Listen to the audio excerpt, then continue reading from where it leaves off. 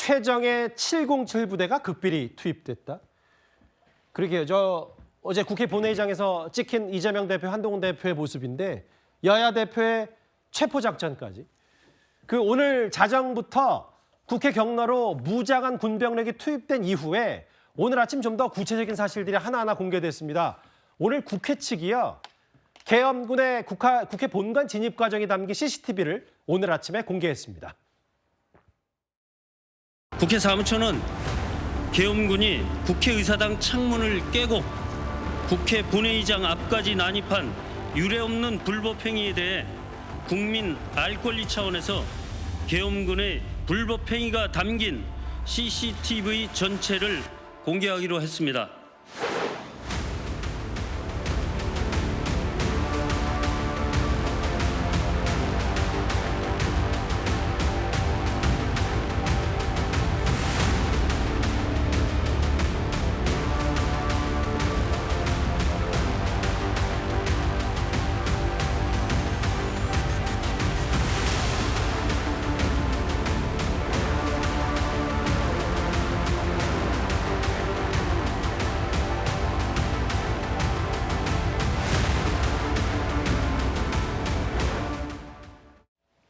어제 국회 경내 진입 상황을 군병력에 CCTV 보니까 좀 더 구체적으로 하나하나 좀 볼 수는 있습니다.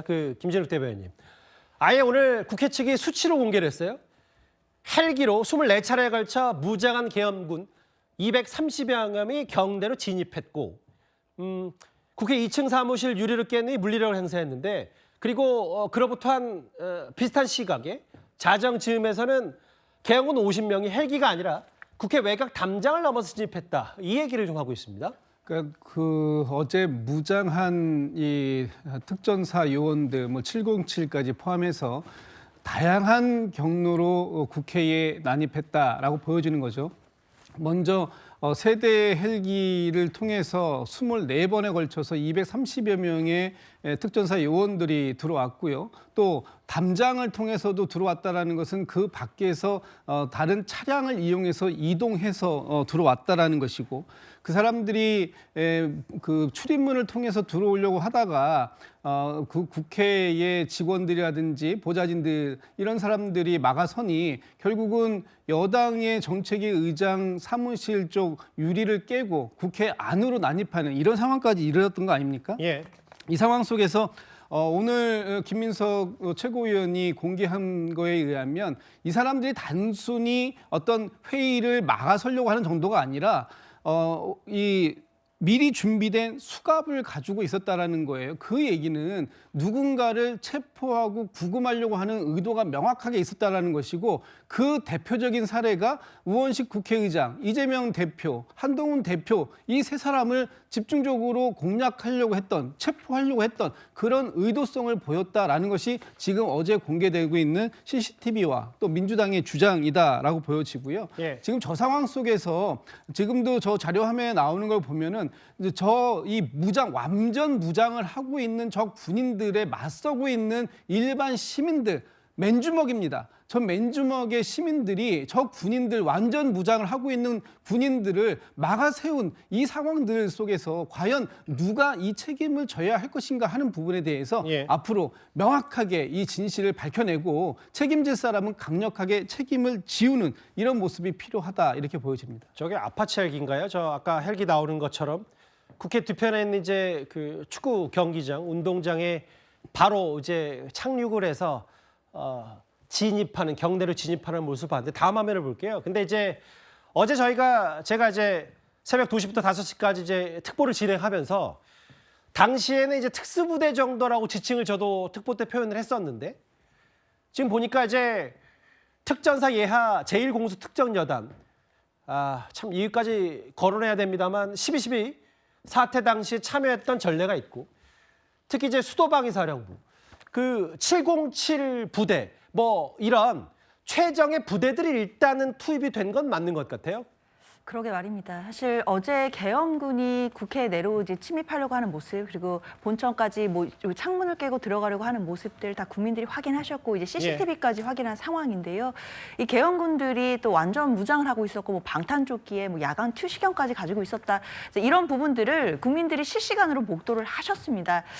사실 굉장히 또 최정예 부대들이 또 파견이 됐기 때문에 다시 한번 국민들이 물으실 것 같아요. 어제 저 국회 내에서 어떤 국가적인 비상사태가 있었길래 저런 최정예 부대들이 완전 무장을 하고 이곳에 왔어야 했는지, 그리고 거기서 아무런 무장도 없는 맨주먹의 시민들과 함께 대치를 했어야 했는지, 이걸 국민들께서 본질적으로 저는 물으실 거다라는 생각이 들고요. 예. 또 한 가지는 저 계엄군들의 모습을 저도 지켜보면서 저 계엄군들도 우리의 소중한 젊은이들이고 또 어떤 가정에서 또 소중한 아들들 아니겠습니까? 그런 아들들과 우리의 시민들이 함께 대치하는 저 모습을 국민들이 목도하시면서 2024년 지금 현재 이런 일이 벌어진다라는 것 자체가 얼마나 참담한 심정이 있었을지 이런 부분을 다시 한번 좀 되새겨야 될 것 같습니다. 국정원 출신의 이제 민주당 박선원 의원의 얘기에 따르면 그제부터 출동 대기 명령, 그러니까 12월 2일이죠, 월요일 출동 대기 명령을 내렸고 외부 훈련을 모두 취소했다. 다만 뭐 이 707 예하 최정예 부대 이 부대원들에게 계엄 선포 때문이라고 당연히 얘기 안 했을 거고 여러 가지 얘기를 했을 거고, 어제 낮에 합동훈련과 전술평가를 취소했고 실제 오후 8시에 출동 예고했다. 대기 명령을 담은 문자를 보냈다라고 하는데 그 문자 내용을 한번 제가 볼게요. 이게 박선원 의원이 공개한 얘기인데 1번 북한 관련 상황이 심각함. 당장 출동해야 할 수도 있음. 지휘부에선 헬기를 언급 많이 함. 카트리지도 사용할 수 있게끔 정비할 것. SOP 토의를 통해서 정립해야 된. 저게 뭐의 약자인지는 저도 직관적으로 안 와닿습니다만 일단 국방부 장관께서 이번 주 뭐 이런 부분들이 있는데 윤기천 부위원장님, 그러니까 우리가 아까 얘기했던 뭐 즉흥적이냐 혹은 준비가 덜 됐지 않았냐.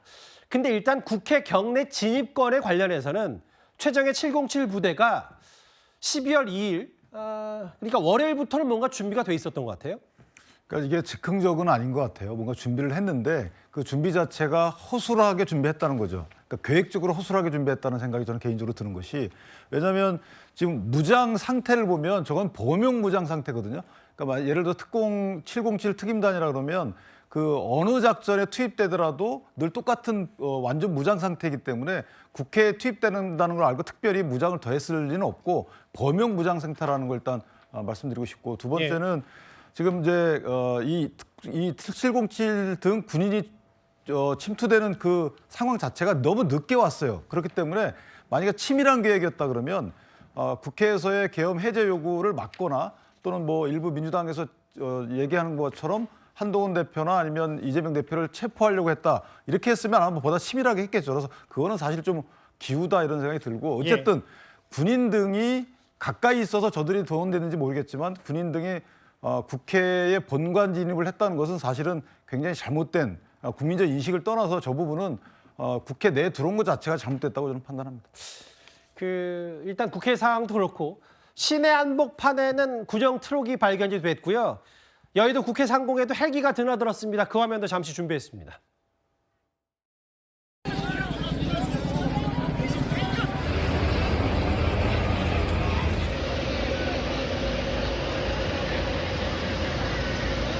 명령 받는 대로 하는 게 군인이야. 너는 생각 없어. 쏴 죽이라 그러면 쏴 죽이라 그랬냐. 그러려고 왔어. 이게 지금 나라요, 지금 이게? 저희 그 경찰분들 안내 받아서 좀 해주시면 안 될까요? 절대 나가게 하면 안 돼. 못 나가. 형. 저희 복귀도 못하게 해요. 복귀할 걸 뭐하러 오냐고. 국민 여러분 좀 한 번만 도와주시면 안 못 도와줘, 못 도와줘. 못 도와줘. 계엄령인데 지금 뭘 도와줘 지금.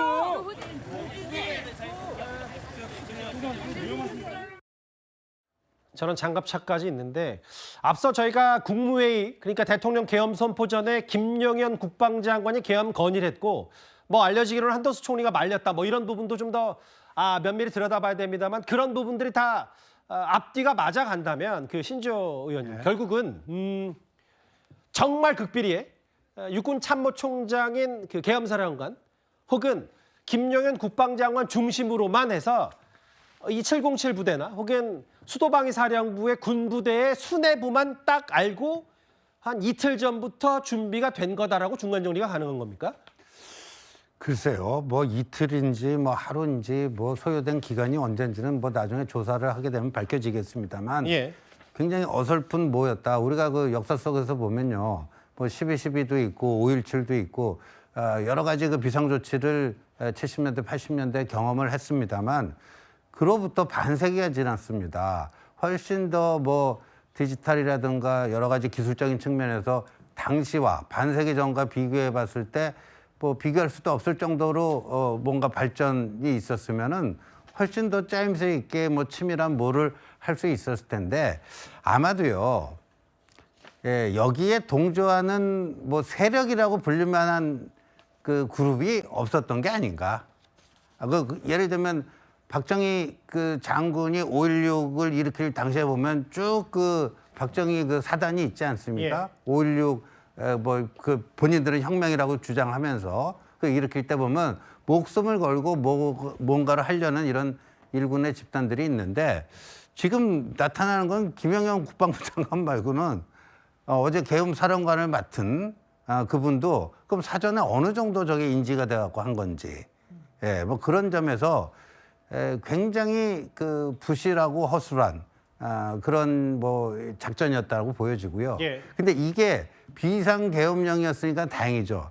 예를 들어서 예. 북한하고 뭐 작전하는데 저렇게 부실하고 허술한 거 하면 되겠습니까? 참 그런 점에서 또 참 걱정이 많이 됩니다. 예. 그러니까 이제 저거는 이제 무장 장갑차가 아니라 이제 수송차, 군인들을 실어나는 수상차의 일종이고, 그 신지호 의원 말씀은 이게 마치 이제 김용현 국방장관이 이제 대통령실 경호처장에서 국방장관이 됐는데 엄밀히 따졌을 때는 그만큼 군을 확실히 장악하고 있었기 때문에 가능한 일일 수도 있고, 반대로 정말 소수의 그리고 그렇다 보니까 작전 자체가 허술하고 구멍이 숭숭 뚫렸고 치밀하지 못했다. 이 두 가지가 좀 합쳐져 있는 것 같아요. 네, 그렇다고 봐야 되는 것 같습니다. 예. 그러니까 저거를 정말 이제 자기 목숨을 걸고 어제 저 작전을 성공시켜야 되겠다. 이게 의기투합한 이런 사람들이 별로 발견이 안 되고요. 예. 그리고 하여간 뭐 이 작전 자체도 뭐 좀 어이없는 수준이었다 이렇게 보여집니다. 그 군인들과 경찰이 일단 국회 출입을 막으니까 일부 시민들도 어젯밤에 항의에 열을 올리고 목소리를 높였습니다. 그 화면 잠시 한번 준비했습니다. 상업적인 분위기 만들어 가지고 이미 왼쪽 개방이 되어 있는 상태니까 열기로 했잖아요. 열기로 했잖아. 나오라 일단 들어와야 돼요 일단.